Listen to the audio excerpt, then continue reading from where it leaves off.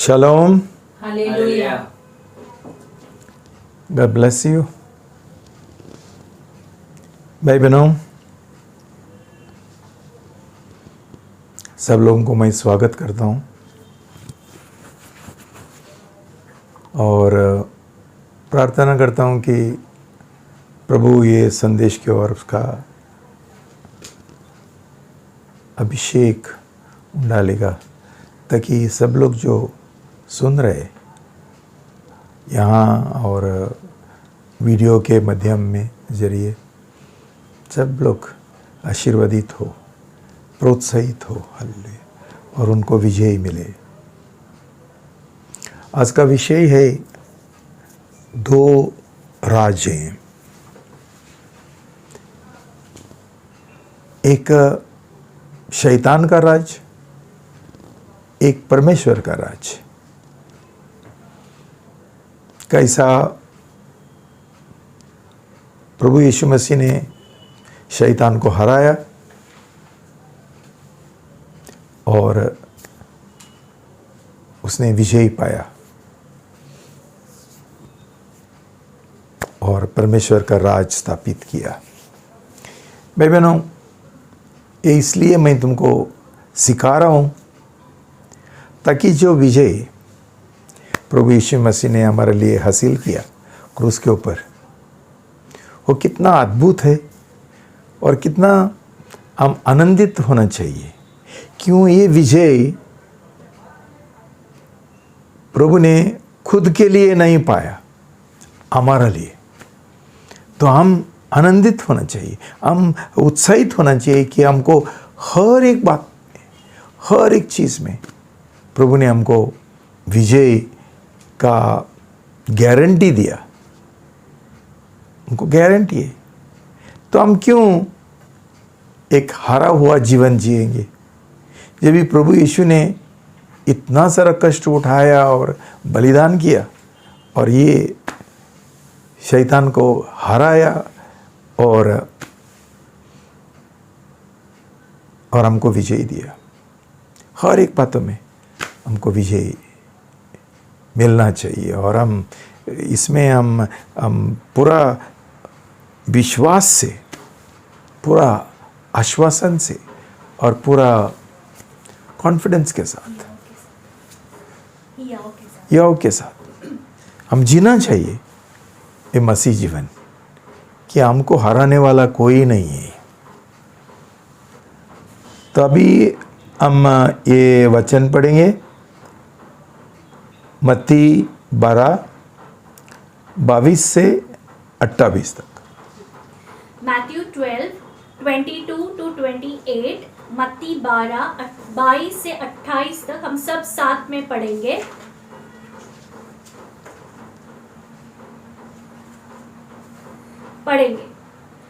यीशु के पास एक दुष्ट आत्मा ग्रस्त मनुष्य लाया गया जो अंधा और गूंगा था, और उसने उसे चंगा किया, और वह गूंगा मनुष्य बोलने और देखने लगा। इस पर सारा जन समूह चकित होकर कहने लगा, क्या यह मनुष्य दाऊद की संतान हो सकता है? परंतु जब फरीसियों ने यह सुना तो कहा, यह मनुष्य दुष्ट आत्माओं को केवल उनके सरदार बलजबूल की सहायता से निकालता है। उनके विचार जानकर उसने कहा, जिस राज्य में फूट पड़ जाए वह नष्ट हो जाता है, और जिस नगर या घर में फूट पड़े वह स्थिर नहीं रहेगा। और यदि शैतान ही शैतान को निकाले तो वह अपने ही विरोधी हो गया है, फिर उसका राज्य कैसे स्थिर रहेगा? फिर यदि मैं बेल्ज़ेबूल की सहायता से दुष्ट आत्माओं को निकालता हूँ, तो तुम्हारे पुत्र किसकी सहायता से निकालते हैं? इसलिए वे ही तुम्हारा न्याय करें। परंतु यदि मैं परमेश्वर के आत्मा के द्वारा दुष्ट आत्माओं को निकालता हूँ, तो परमेश्वर का राज्य तुम्हारे मध्य आ पहुंचा है। शलोम। हालेलुया। प्रार्थना करें। प्रभु यीशु मसीह, हम आपको बहुत धन्यवाद देते हैं कि हमारे तरफ से अपने शैतान को हराया और उसका राज नष्ट कर दिया, और ये विजय अपने क्रूस के ऊपर आपका कष्टों के द्वारा, लहू के द्वारा, बलिदान के साथ अपने जीता, हासिल किया हमारे लिए। प्रभु, प्रार्थना करता हूँ कि ये विजय व्यर्थ ना हो हमारे जीवन में, कि हमको आप एक नया समझ दे दो प्रभु, बुद्धि दे दो प्रभु, और शैतान का हर एक झूठ और बहकावत हमारे अंदर से, मन से निकाल दो प्रभु, और हमारा आंखें खोल दो, हम समझने के लिए, जानने के लिए कितना महान चमत्कार आपने किया और कितना महान दान, विजय का दान आपने हमको दिया, ताकि हम ये बंधन का जीवन ना जिए, हम दुष्ट आत्मा का गृहस्थ ना हो, लेकिन हम पूरा छुटकारा और आज़ादी हम पा सकें। प्रभु, हमको ऐसा दिल दो कि हम कभी एक क्षण भी हम शैतान का कब्जा में नहीं रहेंगे और उसका बंधन में नहीं जिएंगे। आज ये वचन के द्वारा, ये संदेश के द्वारा आप हमारा मन खोल दो और हमको एक नया प्रकाशन दे दो और बुद्धि हमको दे दो, और एक इच्छा कि हम ये विजय हासिल करेंगे विश्वास के साथ, और हमारा जीवन में हम पूरा आज़ादी पाएंगे। ये प्रार्थना मैं प्रभु यीशु का नाम से करता हूँ, आमेन। भाई बहनों, पिछला संडे रविवार को हमने सीखा था ये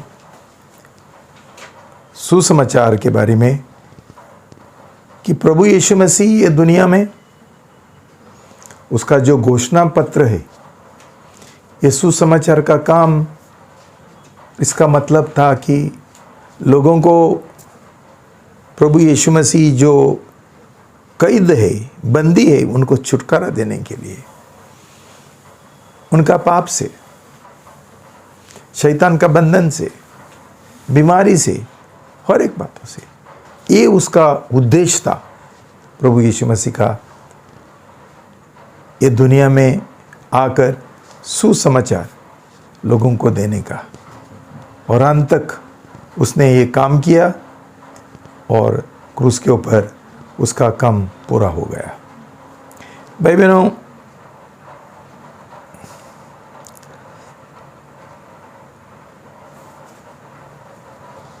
आज मैं तुमको सिखाना चाहता हूँ कैसा ये विजय हमको मिला और कैसा हम इसका फायदा उठा सकते हैं। शैतान एक बहुत चालाक है, लोगों को बहकवाते हुए वो उनको बंधन में डालते हैं। तो इसलिए ज़रूरी है कि हम उसका जो ये तरीके हैं, उसका जो स्कीम्स है, षड्यंत्र है, अलग अलग हम जाने कि क्या जाने, ये जाने कि शैतान को प्रभु यीशु मसीह ने हराया और हमारा नया जन्म होगा, तभी वो हमारा विरुद्ध कुछ नहीं कर सकते। क्यों? हमको प्रभु यीशु मसीह ने ये अधिकार और सामर्थ्य दिया है उसके साथ लड़ाई करने के लिए और यीशु का नाम से विजय पाने के लिए और प्रभु का विजय में शामिल होने के लिए। तो भाई बहनों, आज हम ये दो राज के बारे में थोड़ा सीखेंगे। हम ये जानना चाहिए कि ये चीज़ अनदेखा चीज़ है। शैतान का राज और परमेश्वर का राज, ये चीज़ ऐसा नहीं है कि हम देख सकते हैं, उसको हम स्पर्श कर सकते हैं। और बहुत बार ऐसा है कि जो चीज़ हम नहीं देखते हैं उसके ऊपर हम विश्वास नहीं करते हैं। जैसा सरकार और जो कानून है, कभी ये जो भूत प्रेत है, दुष्ट आत्मा है, उनके और विश्वास नहीं करते। इसलिए अदालत में भूत प्रेत को कोई बोलेगा भूत प्रेत ने मुझे मारा, मुझे ऐसा किया, ये दलील उधर चलता ही नहीं, क्यों? ये लोग विश्वास नहीं करते। क्यों? देखता ही नहीं। लेकिन भाई बहनों, सब कुछ देखने के ऊपर नहीं है। जो अंधे के बातें हैं वो ज़्यादा महत्वपूर्ण है और वो ज़्यादा वास्तविक है। हम पढ़ेंगे 2 कोरिन्थी 4:18। 2 Corinthians 4:18, 2 Corinthians 4:18 पढ़ेंगे। हमारी दृष्टि उन वस्तुओं पर नहीं जो दिखाई देती है, पर उन वस्तुओं पर है जो अदृश्य है, अनदेखी है। क्योंकि दिखाई देने वाली वस्तुएं तो अकाल्पनिक है, परंतु अदृश्य वस्तुएं चिरस्थायी है। भाई बहनों, हम ज़्यादा महत्व देते हैं जो हम देख सकते हैं। हमारा घर है, हमारा नौकरी है, हमारा पैसा है, वातावरण है, ये है, वो है, बस है। लेकिन परमेश्वर का राज हम नहीं दे सकते।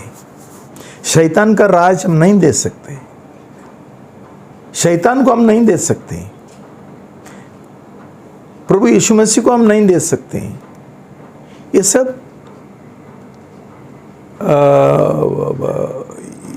ये है अति प्राकृतिक है, अति प्राकृतिक है। ये जो प्राकृतिक बातें हैं हम समझते हैं कि हम देख सकते हैं, लेकिन प्रभु का वचन बोलता है कि जो हम नहीं देख सकते हैं वो ज़्यादा वास्तविक है, कि ये दूसरा वस्तुएं हैं, एक दिन ख़त्म हो जाएगा। दे आर टेम्पोरल, दे तात्पुरते हैं। लेकिन आत्मिक बातें जो है ना, वो अनंत काल है। भाई बहनों, इसलिए हम ज़्यादा ध्यान ये जो अनंत काल बातें हैं, अंधे की बातें हैं, उसके ऊपर ज़्यादा हम ध्यान रखना चाहिए। ये बातें हम ऐसा तुच्छ नहीं समझते हैं। ओके, तो यहाँ ये जो घटना है, वहाँ प्रभु यीशु मसीह एक दुष्ट आत्मा ग्रस्त मनुष्य को चंगाई देते हैं। वो क्या था? वो अंधा था और गूंगा था, और उसको कैसा था? उसने ये दिया, चंगाई दिया, दुष्ट आत्मा को उसके अंदर से निकाल दिया। तभी ये फरीसी लोग है, ये लोगों ने प्रभु यीशु मसीह के ऊपर इल्ज़ाम डाला कि वो बलजुबल का जो शक्ति है उस शक्ति से वो निकलता है। भाई बहनों, यहाँ पहली बात हमने ध्यान में रखना है कि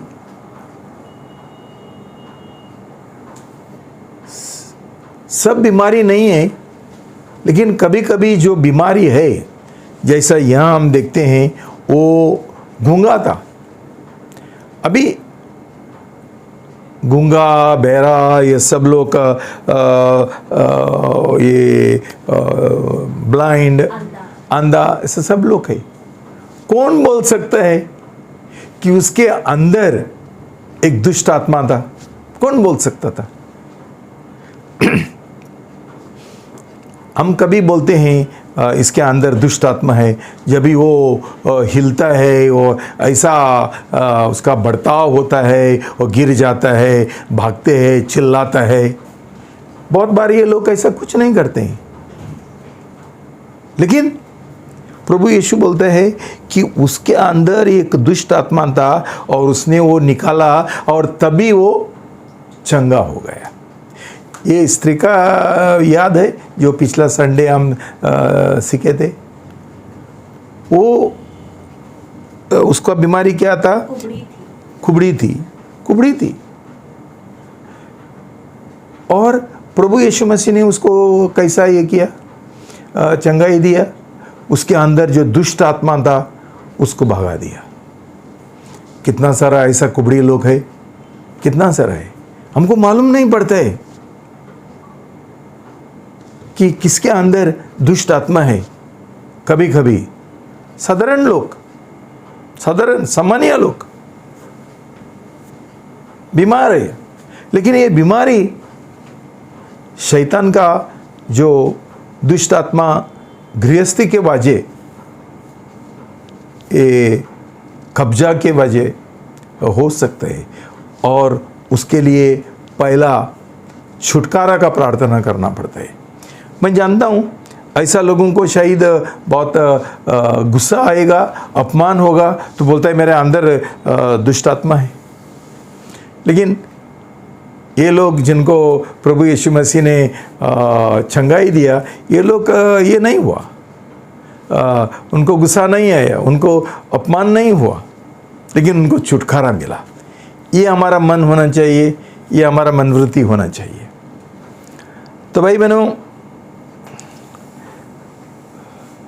इसमें से जो प्रभु यीशु मसीह ने वो जवाब दिया, उसमें से हम क्या सीख सकते हैं?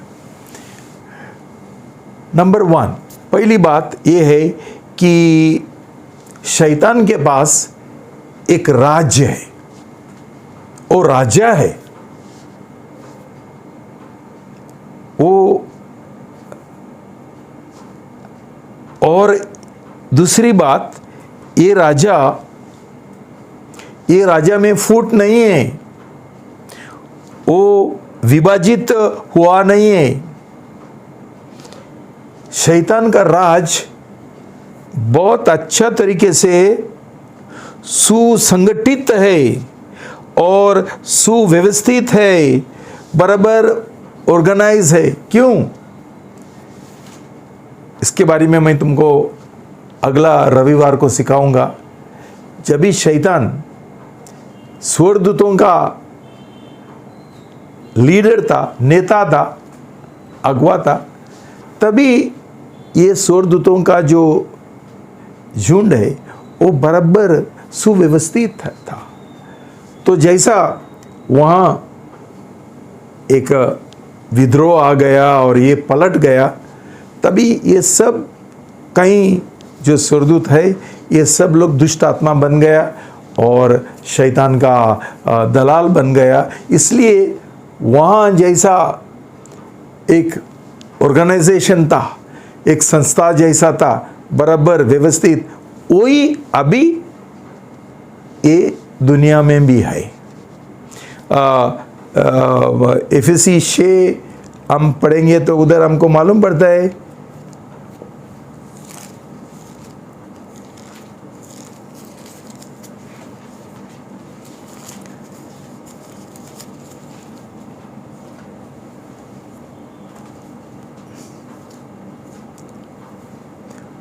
Ephesians 6:12 Ephesians 6:12 एफिसी 6:12 पढ़ेंगे सब साथ में।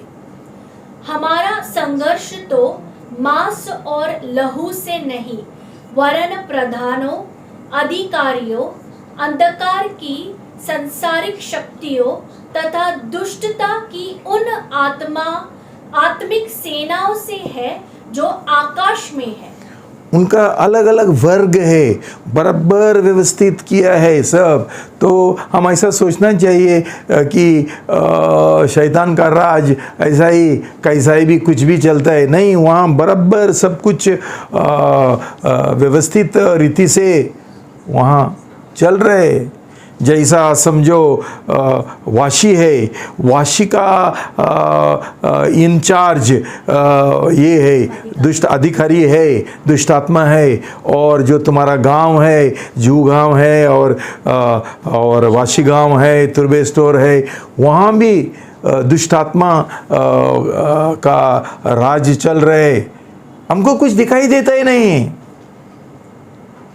समझ गया? हमको कोई दिखाई देता नहीं, लेकिन ये वास्तविक है। तो बहुत बार हम नहीं जानते हैं करके हम बहुत ऊपरी तौर से हम जी रहे हैं, हमको कुछ मालूम नहीं है उसका पीछे कौन है, कैसा हुआ, अचानक हुआ। ऐसा कुछ अचानक नहीं है। शैतान का स्कीम्स है, उसका युक्तियाँ हैं, उसका प्लान्स है, उसका ये है कॉन्स्पिरेसी है, प्लॉट्स है। मतलब वो सब बराबर प्लान करते हैं, हमको कुछ मालूम नहीं। हम सोचते हैं ऐसा ही होता है, ऐसा नहीं होता है। वो बराबर सोच के काम करता है। उसको कॉन्स्पिरेसी को क्या बोलते हैं? षड्यंत्र है उसका, और एक शब्द है उसको, षड्यंत्र और साजिश है उसका, बराबर चलता है। ये मुख्य दुष्ट आत्मा रहता है, उसका नीचे उनका दूसरा लोक रहता है। सब ये सब बांट गया है, फैल गए है। तो भाई बहनों, हम शैतान का जो राज है उसका हम ऐसा ये नहीं करना चाहिए, मतलब तुच्छ नहीं समझना चाहिए। लेकिन और तीसरी बात यह है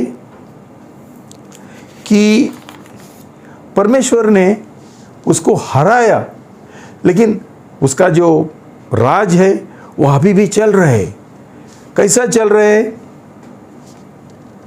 1 यूहन्ना 5:19, 1 John 5:19, 1 यूहन्ना 5:19 पढ़ेंगे सब साथ में।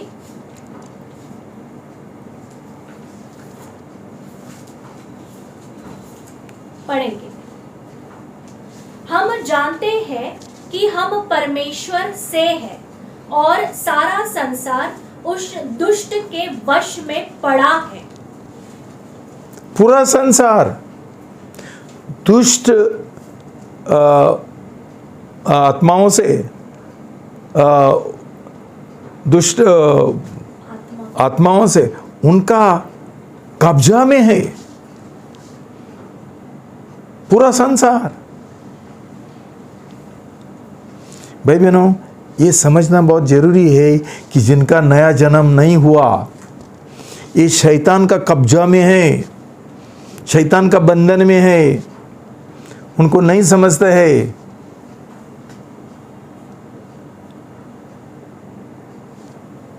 जब तक परमेश्वर का राज में हम प्रवेश नहीं करेंगे, हम शैतान का कब्जा में है, उसका शक्ति, वो हमारा जीवन चलाता है। हर एक जो हम लोग ये करते हैं, निर्णय लेते हैं, वो निर्णय हमारा नहीं है, वो निर्णय शैतान का है, दुष्ट आत्मा का है, जिसका बंधन में तुम लोग है। समझो, मैं तुमको बोलता हूँ नया जन्म पाने का है, जरूरी है, और कई लोग बोलते हैं नहीं, मुझे नए जन्म नहीं चाहिए। वो कभी कभी लोग बोलते हैं, ढोंग करते हैं और नाटक करते हैं, दिखावा करते हैं, मेरा नया जन्म हो गया। मैं तुमको मंगलवार को बुलाता हूँ बाइबल स्टडी के लिए, शिष्यों का क्लास के लिए नहीं आना चाहते हैं। गुरुवार को ये जो ये है अध्ययन है, प्रभु का शिष्यत्व का अध्ययन है, उसको बुलाता हूँ, उधर भी नहीं आते। तुमको लगता है ये तुम्हारा निर्णय है? नहीं, तुमको शैतान उधर जाने के लिए नहीं देता है, उसमें भाग लेने के लिए नहीं।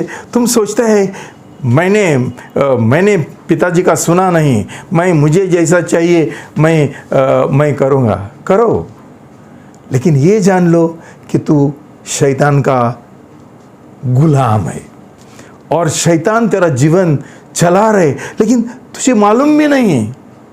लेकिन शैतान हमारा मन में ये सब कुछ डालता है, कभी कभी हमारा अंदर है और हमको झूठ बोलता है, हमको बहकवाता है। क्यों? जब भी हमारा नया जन्म नहीं हुआ, हमारा अंदर क्या है? वो जुना मनुष्य है। जुना मनुष्य कौन है? हमारा स्वयं है। और हमारा स्वयं जो शैतान का स्वयं है, शैतान का स्वयं क्या है? विद्रोह। शैतान विद्रोही है। इसलिए जो शैतान का बंधन में है, ये लोग भी विद्रोही है। बोलता है हम नहीं जाएंगे मंगलवार को, हम नहीं जाएंगे गुरुवार को, लेकिन समझते नहीं कि उनका नया जन्म नहीं हुआ, वो ये शैतान का बंधन में है। और उनका पिताजी, उनका मालिक शैतान है, उसका सुनते हैं। क्यों सुनना ही पड़ेगा? क्यों? उनका राज में है। और शैतान अच्छा से उनको मस्का लगाता है और ये सोचते हैं कि हम आज़ाद है, हम किसी का ये नहीं है, हम पिताजी का गुलाम नहीं बनना चाहते।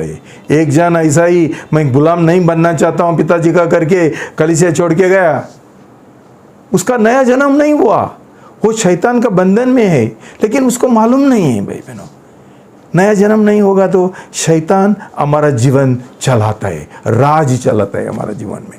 ओके, आगे बढ़ेंगे।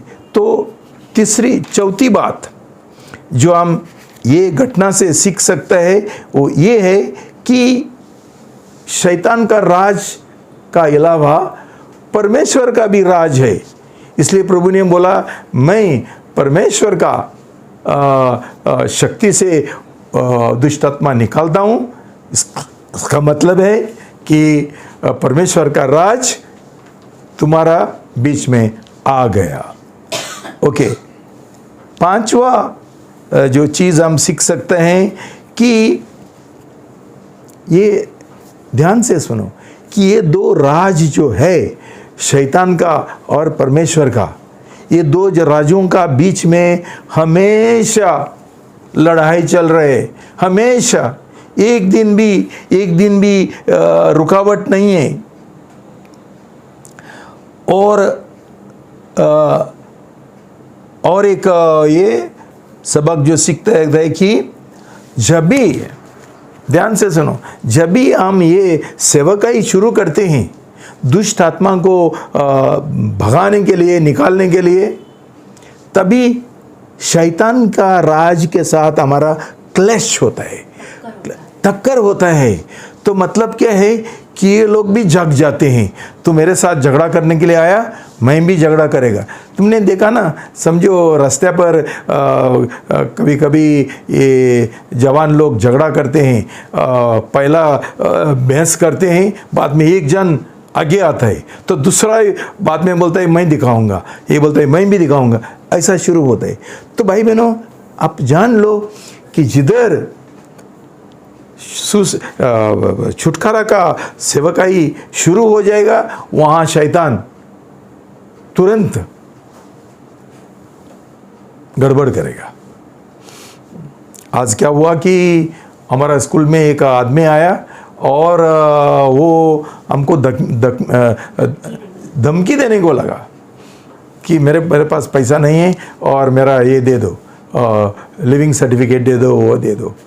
और इतना तक धमकी दिया कि मैं खुद को जलाऊंगा। ये क्या है भाई बहनों? हम लोगों ने अभी ये छुटकारा का सेवकाई शुरू किया, हमारा वो प्लान है। तो शैतान क्या करता है, ऐसा लोगों को, उसका जो दलाल है, उसका जो बंदी है, उनको बेचता है गड़बड़ शुरू करने के लिए। हम डर नहीं सकते भाई बहनों। हम जो मसीह लोग है, विश्वासी है, नया जन्म पाए हुए लोग है, ये हमारा काम है, ये हमारा कमीशन है, ये हमारा अयोग्य है, ये करना है। प्रभु ने हमको आज्ञा दिया है कि ऐसा करो, सुसमाचार प्रचार करो और जिनके जीवन में दुष्ट आत्मा है उनको भगा दो, दुष्ट आत्मा को। तो ये क्या खड़े रह के देखेंगे क्या? नहीं, ये शुरू होता है परमेश्वर का राज और शैतान का राज। टक्कर होता है, क्लैश होता है। और इसके आगे और ये भी हम जानना चाहिए कि परमेश्वर का जो राज है वो श्रेष्ठ है, शैतान का राज से वो श्रेष्ठ है और शक्तिशाली है। और क्यों हम जब भी दुष्ट आत्मा को हम निकालते हैं, हम परमेश्वर का राज का सामर्थ्य से हम उनको निकालते हैं, इसलिए हम उनके और हम विजय पा सकते हैं और हम श्रेष्ठ हैं। भाई बहनों, इसका मतलब क्या है भाई बहनों कि हम ये ध्यान में रखना चाहिए हमेशा कि दो राज है जिनका बीच में टक्कर चल रहे हैं। एक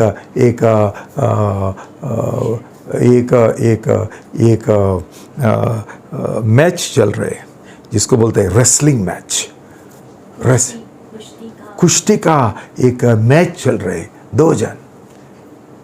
एक ही खुश खबर ये है कि परमेश्वर ने शैतान का राज को हरा दिया, शैतान को हरा दिया, कि हमको हमेशा विजय मिलना चाहिए। हमेशा हम प्रभु यीशु मसीह ने जैसा हमको सिखाया वैसा हम करेंगे तो हमको जरूर विजय मिलेगा। ये एक हमको एक आश्वासन मिल सकता है, खातरी मिल सकता है। किसी को ही शैतान का बंधन में, शैतान का राज में जीने का कोई ज़रूरी नहीं। क्यों इतना सारा लोग शैतान का इसमें राज में जीना चाहते हैं? क्यों उनको नया जन्म पाने का इच्छा नहीं है? जब भी हम उनको बोलते हैं भाई तुम्हारा समर्पण करो, तुम्हारा त्यागीकरण करो, नहीं, उनको ये समर्पण करने का नहीं है। ये लोग उनका नौकरी का प्रेम है, उनको पहला स्थान देते हैं, पूरा उनका भरोसा नौकरी के ऊपर और पैसा के ओर है। बाद में उनका माँ बाप के ऊपर है, उनको भी त्याग करने के लिए तैयार नहीं है। बाद में उनका शादी है, उनका पति है, पत्नी है, बच्चे हैं, उनको उन्होंने ज़्यादा महत्व दे रहे, वो ज़्यादा महत्वपूर्ण है, उनको पहला स्थान देते हैं। भाई बहनों, हम ऐसा करेंगे तो हमारा नया जन्म नहीं होता है, और नया जन्म नहीं होगा तो शैतानी हमारा अंदर निवास करेगा और काम करेगा। हम उसका राज में हम जिएंगे, शैतान का, अंधकार का। तो भाई बहनों, हमको क्या करना है? इतना आसान प्रभु यीशु मसीह ने ये काम किया कि उसने खुद हमारे तरफ से उसने दंड उठाया, धाम चुकाया, कष्ट उठाया, लहू बहाया और ये काम तमाम किया, पूरा किया और हमको विजय दिया। तो भाई बहनों, हम हमें और एक वचन सीखेंगे, कोलोसी 1:12-14। Colossians 1:12-14, कोलोसी 1:12-14 हम सब साथ में पढ़ेंगे।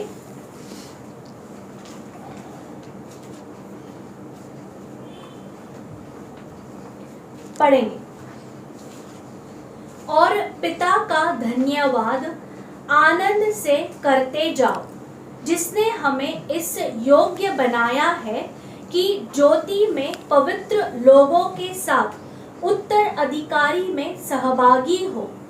उसने तो हमें अंधकार के साम्राज्य से छुड़ाकर अपने प्रिय पुत्र के राज्य में प्रवेश कराया है, जिसे हमें छुटकारा अर्थात पापों की क्षमा प्राप्त होती है। भाई बहनों, यहाँ भी हमको प्रभु का वचन यही सिखाता है कि दो राज्य है। अभी ये दो राज्य का नाम थोड़ा अलग दिए है। परमेश्वर का जो राज है उसको बोला है ज्योति का राज। क्या बोला उधर? पवित्र प्रिय पुत्र के राज्य में प्रवेश करना। फ्रॉम लाइट टू डार्कनेस, इस योग्य बनाए कि ज्योति में पवित्र लोगों के साथ उत्तराधिकारी। ये ज्योति का राज है। परमेश्वर का राज ज्योति का राज है और शैतान का राज अंधकार का राज है। मतलब हम क्या होता है कि जब भी हमारा नया जन्म होता है, हम अंधकार का राज से, जो शैतान का राज है, वो हम ज्योति का राज में, परमेश्वर का राज में हम प्रवेश करते हैं जब भी हमारा नया जन्म होता है। तो भाई बहनों,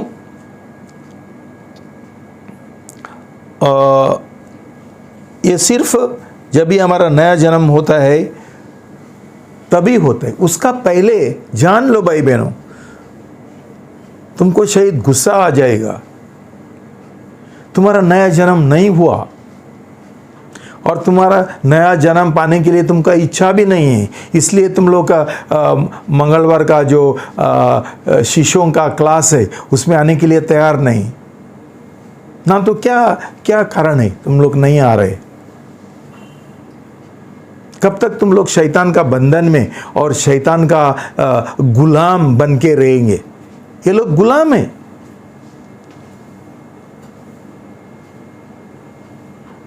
भाई बहनों, तुमको अच्छा लगता है शैतान का गुलाम बन के रहने के लिए? अच्छा लगता है? तुमको इच्छा नहीं परमेश्वर का राज में प्रवेश करने के लिए, नया जन्म पाते हुए? ये निर्णय करने के लिए तुमको तकलीफ होता है, ये निर्णय लेने के लिए तुमको कठिन होता है। जब भी प्रभु बोलता है मैं तुमको अनुग्रह देगा, तुम ये निर्णय करेंगे, ये सब कुछ करने के लिए मैं तुमको अनुग्रह देगा, लेकिन तुमको इच्छा ही नहीं। तुमको संसार बहुत अच्छा लगता है, संसार का प्रेम तुम्हारे अंदर है, इसलिए तुम क्या है? परमेश्वर का बैरी है, दुश्मन है। भाई बहनों,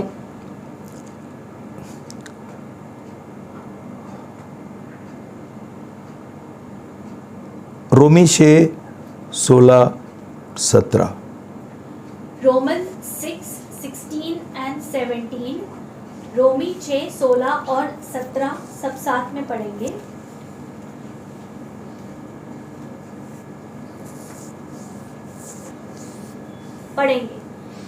क्या तुम नहीं जानते कि किसी की आज्ञा मानने के लिए तुम अपने आप को दासों के समान सौंप देते हो, तो जिसकी आज्ञा मानते हो उसी के गुलाम बन जाते हो, चाहे पाप के जिसका परिणाम मृत्यु है, चाहे आज्ञाकारिता के जिसका परिणाम नीतिमत्वता है। परंतु परमेश्वर का धन्यवाद हो कि तुम जो पाप के गुलाम थे, अब हृदय से उस प्रकार की शिक्षा के आज्ञाकारी हो गए जिसके लिए तुम समर्पित हुए थे। भाई बहनों, इधर क्या लिखा? अभी जो लोग किसका आज्ञा पालन कर रहे, प्रभु यीशु मसीह का, प्रभु का वचन के अनुसार चल रहे, अभी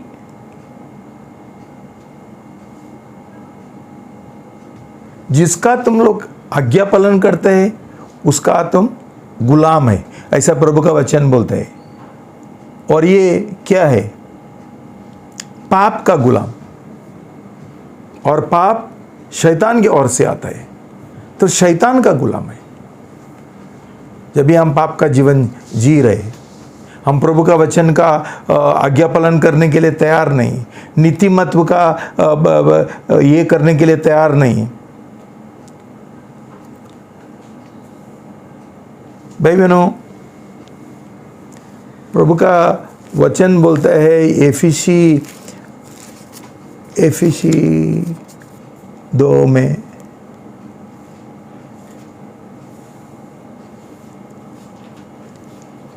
दो 1 और 2, Ephesians 2:1 and 2, एफिसी 2:1 और 2 पढ़ेंगे। जल्दी। तुम जो उन अपराधों और पापों के कारण मरे हुए थे, जिनमें तुम पहले इस संसार की रीति और आकाश में शासन करने वाले अधिकारी अर्थात उस आत्मा के अनुसार चलते थे, जो अब भी आज्ञा न मानने वालों में क्रियाशील है। देखो भाई बहनों, जो आज्ञा मानने के लिए तैयार नहीं है उनको बोलते हैं आज्ञा उल्लंघन का संतान है। और जब भी हमारा नया जन्म नहीं हुआ तो हम संसार का तरीके से जी रहे। भाई बहनों, हम ये याद रखना चाहिए कि शैतान कैसा बन गया, क्यों वो परमेश्वर का आज्ञा मानने के लिए तैयार नहीं था। उसके अंदर एक विद्रोह का मन आ गया। जो लोगों का अंदर विद्रोह का मन है, जो लोग विद्रोही है, जैसा पिताजी बोलता है वैसा उल्टा ही करेंगे, नहीं सुनेंगे। तो मतलब शैतान विद्रोही था और हमारा नया जन्म नहीं हुआ तो हम उसका गुलाम है, उसका हम संतान है। तो हम भी ऐसा विद्रोह का जीवन और आज्ञा उल्लंघन का जीवन हम जी रहे। लेकिन तीसरा में लिखा है कि पढ़ेंगे, उन्हीं में हम सब भी पहले अपने शरीर की लालसाओं में दिन बिताते थे, शारीरिक तथा मानसिक इच्छाओं को पूरी करते थे और अन्य लोगों के समान स्वभाव ही से क्रोध की संतान थे। हम कैसा जी रहे थे? हम शरीर का अभिलाषाओं में जी रहे। जिनका नया जन्म नहीं हुआ ये खुद का इच्छा के अनुसार जी रहे, उसको बोलता है शरीर का अभिलाषा। जैसा मुझे चाहिए वैसा मैं करूँगा, मुझे एक आज़ादी चाहिए, मैं किसी के नीचे नहीं रहूँगा, मैं किसी का ही सुनूंगा नहीं, कोई मुझे कुछ बोलेगा तो मुझे बहुत गुस्सा आता है। मतलब इसके द्वारा हम साफ हमको मालूम पड़ता है ये व्यक्ति का उद्धार नहीं हुआ, वो शैतान का गुलाम है और शैतान उसका जीवन में काम करता है और वो उसका शरीर का, उसका मन का और उसका इच्छा का जो लालसा है उसके अनुसार जी रहे। तो मतलब क्या होता है, वो एक रॉथ, चिल्ड्रन ऑफ रॉथ, ये क्रोध का संतान बन जाते हैं। भाई बहन, अच्छा लगता है तुमको ये सुन के कि तुम्हारा जीवन ऐसा है? आज तो बहुतायक से बहुमत से लोगों का उद्धार नहीं हुआ, शैतान का बंधन में है। और हम तुमको चांस देना चाहते हैं कि मुझे तुम्हारा प्रेम है, परमेश्वर को तुम्हारा प्रेम है। परमेश्वर नहीं चाहता है कि तुम्हारा नाश हो, इसलिए उसने हमको एक उद्धार का मार्ग खुला किया। हम ना बोलते हैं, हमारा दिल हम कठोर करते हैं, मतलब परमेश्वर का क्रोध चाहिए तुमको, क्रोध का बच्चे और संतान बनना चाहते हैं। सोचो भाई बहनों, गुस्सा करके कुछ फायदा नहीं, तुम्हारा ही नुकसान हो जाएगा, ये समझ लो। उसके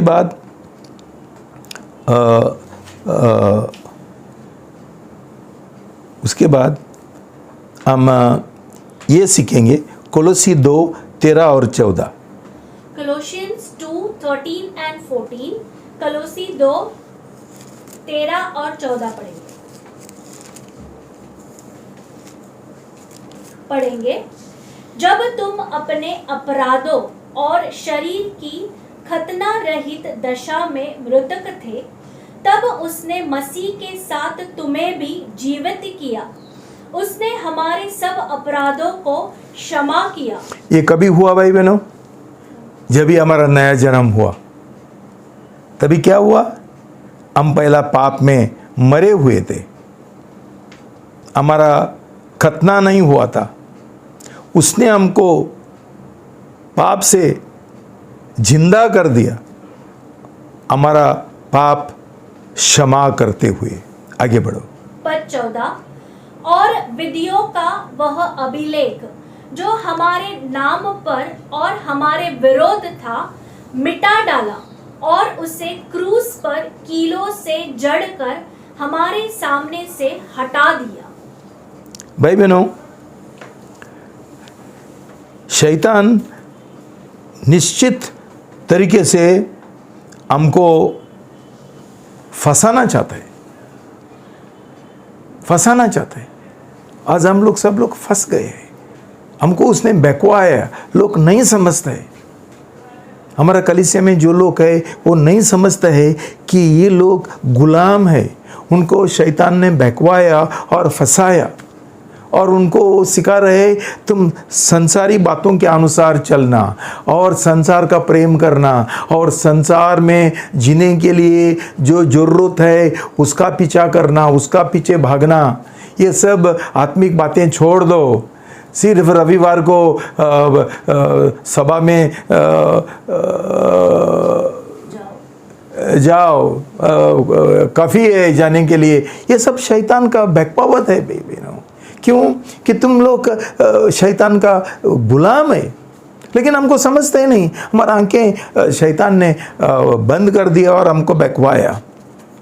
लेकिन सबसे बड़ी बात ये है जो हमने ध्यान में रखना है कि प्रभु यीशु मसीह ने शैतान को हराया है और जो उसका सो दुष्ट जो शक्तियां हैं और अधिकार है उनको हमेशा के लिए उसने हराया है, मिटा है। भाई बहनों, तुमको याद नहीं रहेगा तो कम से कम ये याद रखना कि शैतान को हराया है।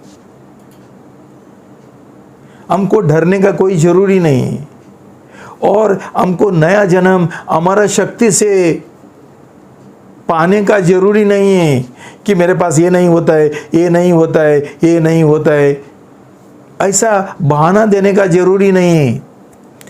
हमारा सिर्फ एक निर्णय करने का है कि प्रभु एक बार हमारा समर्पण करेंगे और प्रभु का पीछे जाने के लिए और उसके लिए जीने के लिए हम एक निर्णय लेंगे और ये संसारी सब बातें जो है वो हम त्यागीकरण करने के लिए तैयार है।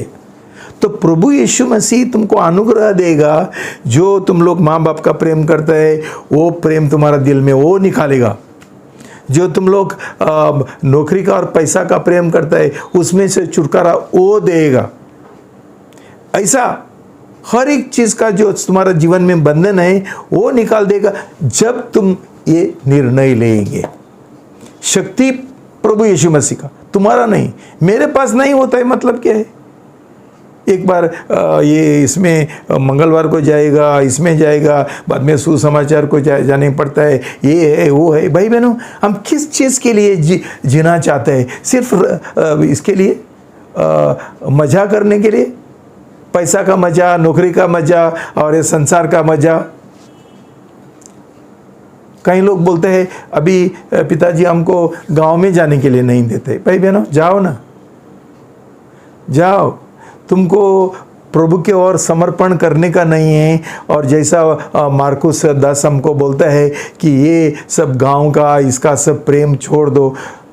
तुम लोग ये छोड़ने के लिए तैयार नहीं है तो तुम्हारा नया जन्म हुआ ही नहीं है।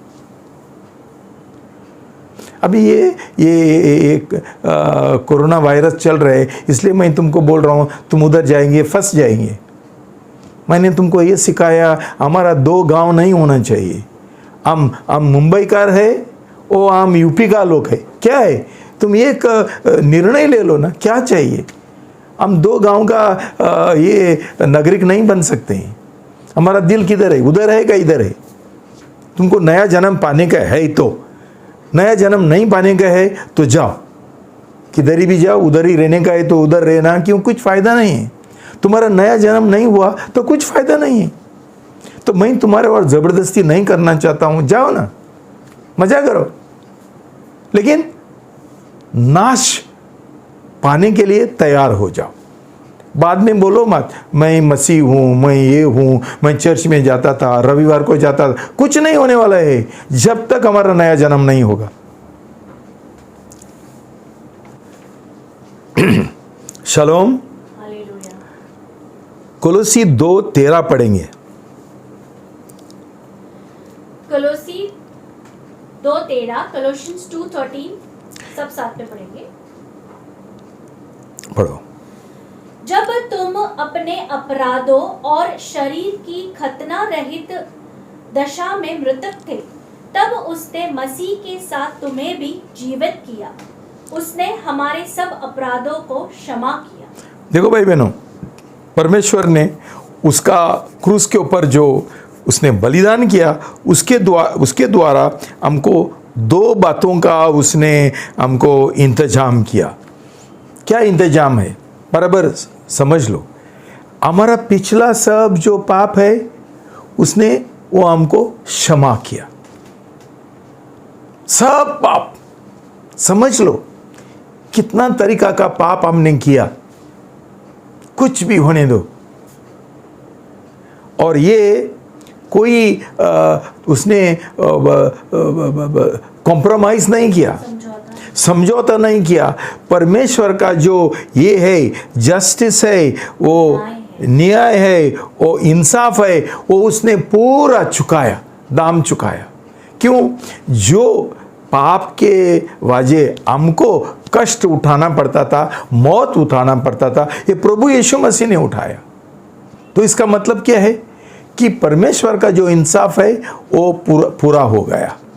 भाई बहनों, शैतान हमको हमेशा हमको दोष लगाता है, हमारे ऊपर इल्ज़ाम लगाता है पाप का।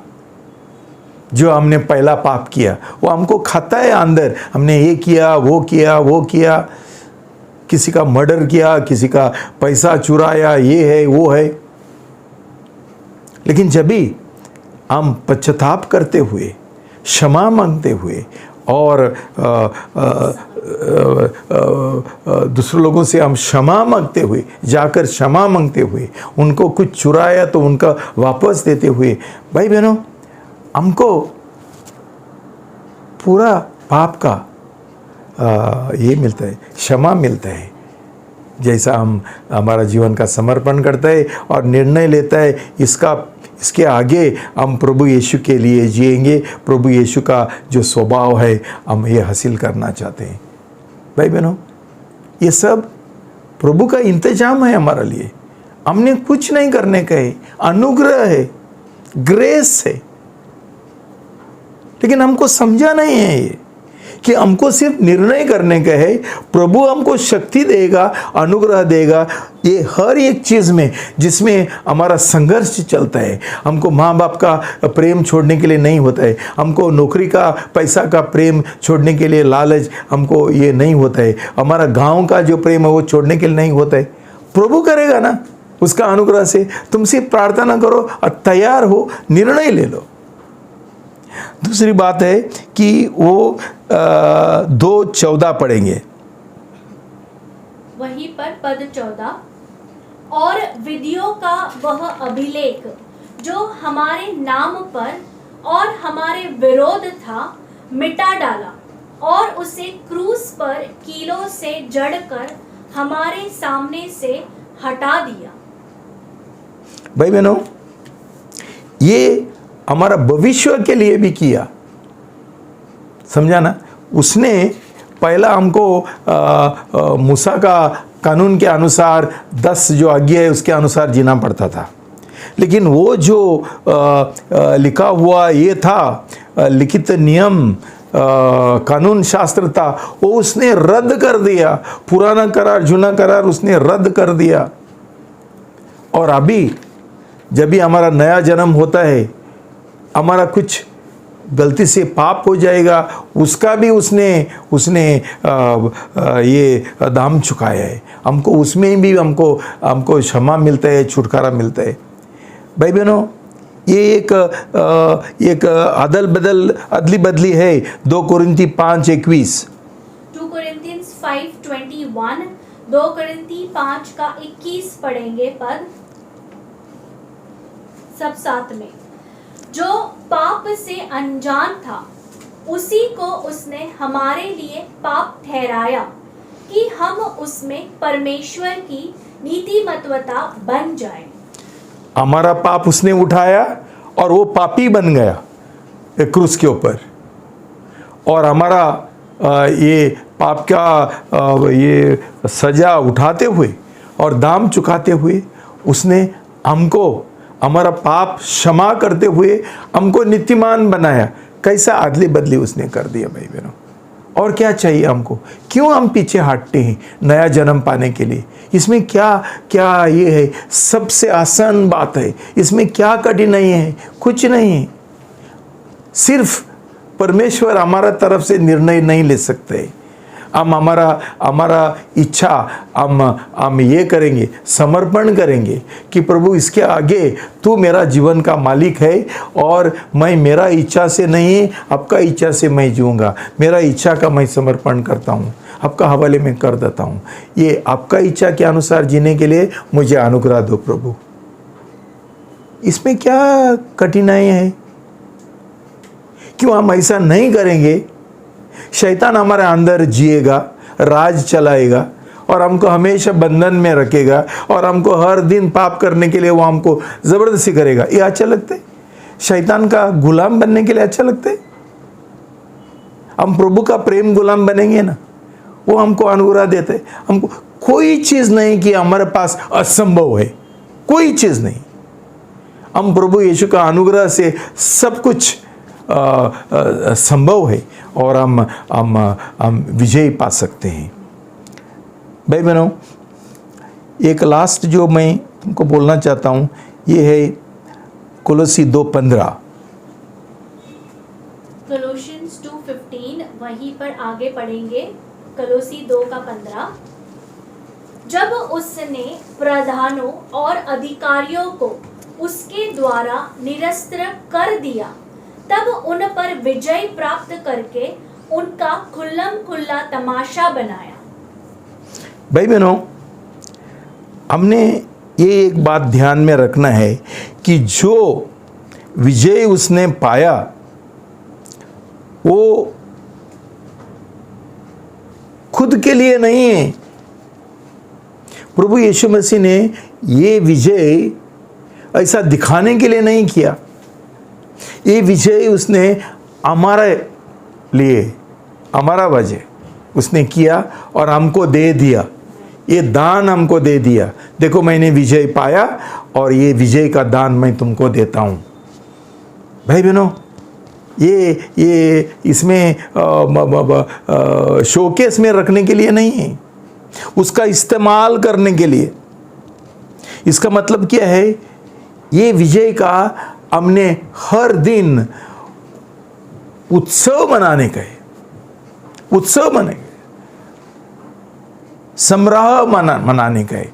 समारोह हर दिन। बड़ी बात है कि प्रभु यीशु मसीह ने शैतान को हराया। ये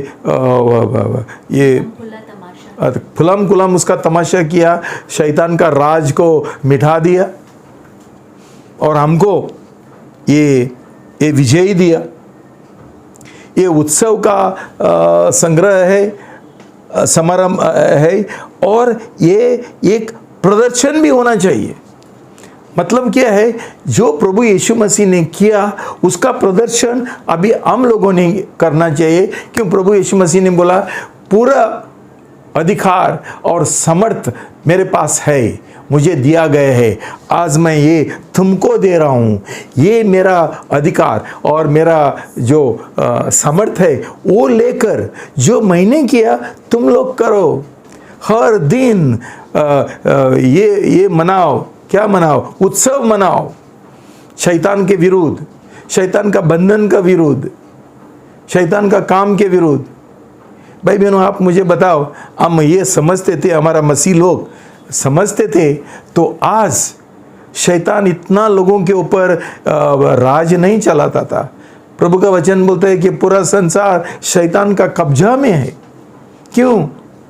क्यों सही मसीह नहीं है, नया जन्म पाए हुए लोग नहीं हैं, हम सिर्फ रविवार को मीटिंग में जाने वाले लोग हैं। उसमें क्या होता है? हमारे पास हमारा नया जन्म नहीं हुआ, हमारे पास कोई शक्ति नहीं है, हमारे पास कोई अधिकार नहीं है, हमारे पास कुछ नहीं। तो हम क्या करेंगे? तो शैतान मजा कर रहे, पूरा संसार को बहकवा रहा है, और जो विजय हमने पाना मांगता था वो विजय पा रहे हमारे विरुद्ध, हमको बंधन में रखते हुए। ये चाहिए तुमको? परमेश्वर ने तुमको ये कलीसिया में लाया है ताकि तुम सही मसीह बने, सही शिष्य बने, ना तो तुमको कौन सा ही दूसरा कलीसिया में डाल सकता था। बहुत लोग छोड़ के भी जाते हैं कि उनको इच्छा नहीं है सही मसीह, सही विश्वासी, नया जन्म पाए हुए लोग बनने के लिए उनको इच्छा नहीं है। उनको ऐसा ही जीवन चाहिए, 2 पैसा का, नाम का। भाई बहनों, तुमको परमेश्वर ने आज तक रखा है, तो भाई बहनों उसका फ़ायदा उठाओ, फ़ायदा उठाओ। और तो हम शैतान का, हम प्यादा बनने के लिए, हम शैतान का कठपुतली बनने के लिए, मोहरा बनने के लिए हमको अच्छा लगता है क्या? हम सोचता है हम आज़ाद है। हम आज़ाद नहीं, हम शैतान का कठपुतली है। वो जैसा हमको नचाता है हम नचते हैं। शैतान बोलता है मंगलवार का इसमें शिष्यों का क्लास में मत जाओ। हमने डिसीजन नहीं लिया, शैतान ने हमको बंधन में डाला, हमको ज़बरदस्ती किया ऐसा करने के लिए। हम नहीं समझते है कि हम कठपुतली है, हम प्यादा है, हम सिर्फ एक मोहरा है, वो हमारा राज चलाता है। अच्छा लगता है तुमको नामधारी मसीह बनने के लिए, ये जानते हुए कि अंत में तुम लोग नरक में जाएंगे, तुम्हारा जीवन बर्बाद हो जाएगा। कितना ही भी तुम नौकरी करे और पैसा कमाए और बड़ा शादी करे और बच्चे पैदा करे और घर बांधे और ये वो जमीन, क्या फ़ायदा? आप भी कोरोना वायरस से नहीं मरा तो शायद दूसरा जो आने वाला है उसमें मरेंगे। क्या करेंगे बाद में? वास्तविक क्या है? ये अनदेखा जो परमेश्वर का राज है वो वास्तविक है। ये जो हम देखते हैं ना, वो शैतान का राज है। उसमें जीना चाहते हैं, कहीं परमेश्वर का राज में उसमें प्रवेश करना चाहते हैं।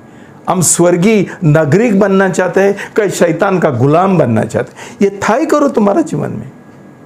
तो भाई बहनों, ये 3 मैं घोषणा करना चाहता हूँ प्रभु यीशु मसीह का विजय के बारे में। पहला घोषणा है कि जब भी प्रभु यीशु मसीह ने परीक्षा में गुजर गया रेगिस्तान में, तभी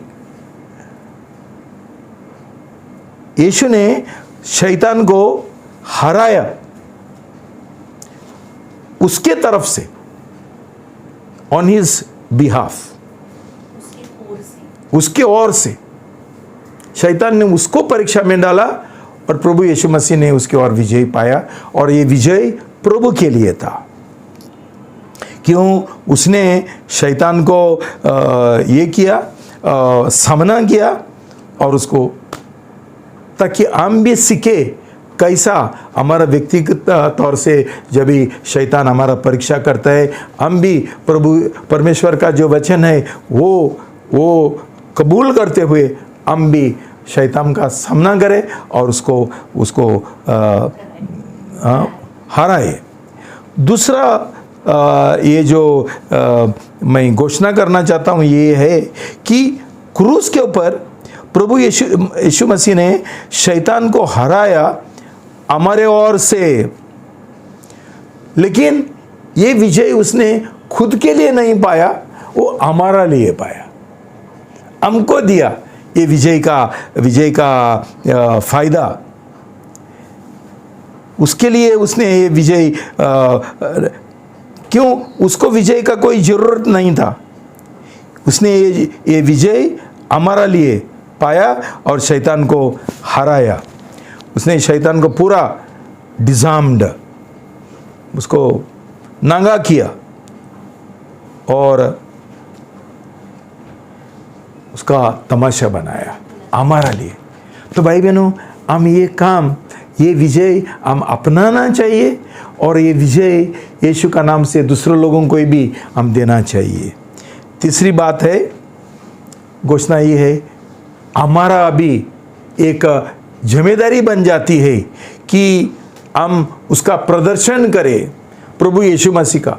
क्या फ़ायदा हम ये संदेश सुन के घर पे बैठेंगे, तो हम भी यीशु मसीह का नाम से शैतान को हरा सकते हैं हमारा खुद का जीवन में और दूसरा लोगों का जीवन में, और ये विजय उनको हम बांट सकते हैं। तो भाई बहनों, वहाँ क्या लिखा है कि दो ये एडवर्ब्स क्या है, क्रिया विशेषण। दो क्रिया विशेषण प्रभु का वचन में इस्तेमाल किया है, वो है हमेशा। ये कौन सा इसमें है?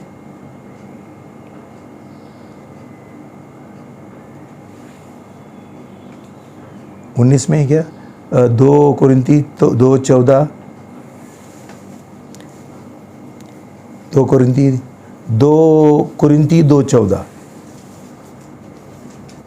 2 कुरिन्ती 2:14 पढ़ेंगे।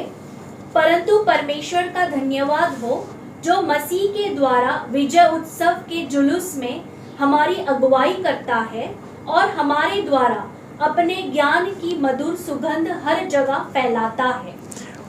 हमेशा है क्या उधर शब्द है? ऑलवेज। इंग्लिश में पढ़ो। Now thanks be to God who always. Always है कि तेरे पास? तो मैं क्या बोलता हूँ कि दो क्रिया, क्या बोलते हैं उसको, विशेषण, क्रिया विशेषण इस्तेमाल किए हैं, हमेशा और हर जगह पर। इसका मतलब ये विजय हमको हमेशा के लिए दिया है और हर जगह पर हम ये विजय का प्रदर्शन कर सकते हैं। भाई बहनों, कितना सुंदर बात है ये भाई बहनों, हमको प्रोत्साहन करने के लिए हम ये, ताकि हम ये शैतान का बंधन में ना जिए, हम शैतान का गुलाम ना बने, कि हम दुष्ट आत्मा का ग्रस्त ना बने, हम हर एक हमारा जीवन में अलग अलग क्षेत्र में हम उसका बंधन में रहे, और उसका ये हैरेसमेंट, क्या बोलते हैं, ऑपरेशन, उत्पीड़न, सताव, क्या जरूरत है हम? और आएगा तो ये परीक्षा ऐसा समझ लो। अय्यूब का जीवन में वो नीतिमान आदमी था, फिर भी उसका जीवन में ये आया, क्या बीमारी आया, ये आया, बहुत सारा। क्यों? परमेश्वर का वचन बोलता है, परमेश्वर ने उसका जो ये है बाड़ा है वो खुला किया ताकि शैतान उसको स्पर्श कर सके, लेकिन परमेश्वर ने उसको विजय दिया और बाद में वो जो खो गया था उसका दुगना उसको दे दिया। भाई बहनों, ये विजय हमारा जीवन में है करके कभी कभी हमको ये कष्टों में गुजरना पड़ता है, लेकिन हम विजय पा सकते हैं हर एक बातों में, और हम हमेशा और हर जगह पर उसका प्रदर्शन कर सकते हैं परमेश्वर का महिमा के लिए और लोगों का भलाई के लिए।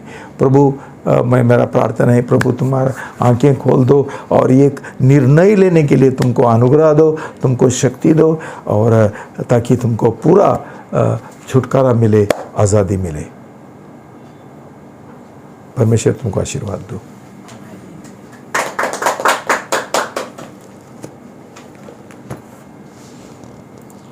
प्रार्थना करेंगे।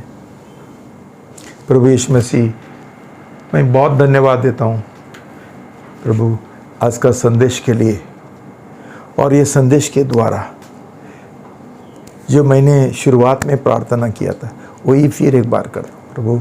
हमारा आंखें खोल दो, शैतान का बहकावत से हमको और झूठ से हमको छुटकारा दो प्रभु, ताकि जो महान काम उद्धार का और छुटकारा का जो आपने हमारा जीवन में किया उसका हम फायदा उठाए प्रभु। वो गलत बपतिस्मा लेकर नहीं, लेकिन सही पश्चाताप करते हुए, सही हमारे जीवन का समर्पण करते हुए स्वाधीन करते हुए और त्यागीकरण करते हुए प्रभु हमको पूरा छुटकारा मिले और पूरा हमारा नया जन्म हो, हमारा उद्धार हो। प्रभु मैं प्रार्थना करता हूँ कोई भाई और बहन, कोई व्यक्ति प्रभु ये बात, ये संदेश हल्का मन से नहीं लेंगे, लेकिन गंभीरता से लेंगे और उनको आप एक जो शैतान का बैकवॉट है उसमें से उनको छुटकारा दो प्रभु, आंखें खोल दो प्रभु, ताकि ये निर्णय ले सके कि ये पोस्टपोन ना करे, उसमें देरी नहीं करे। आज उद्धार का दिन है। मैं ये प्रार्थना करता हूँ प्रभु सब लोगों को कि और मैं आशीर्वाद आपका नाम से मैं ऐलान करता हूँ प्रभु, ताकि उनको उद्धार मिले, नया जन्म हो, छुटकारा मिले, आज़ादी मिले। आपने ये प्रार्थना सुन लिया, इसलिए मैं धन्यवाद देता हूँ। ये प्रार्थना यीशु मसीह के नाम से करता हूँ, आमीन।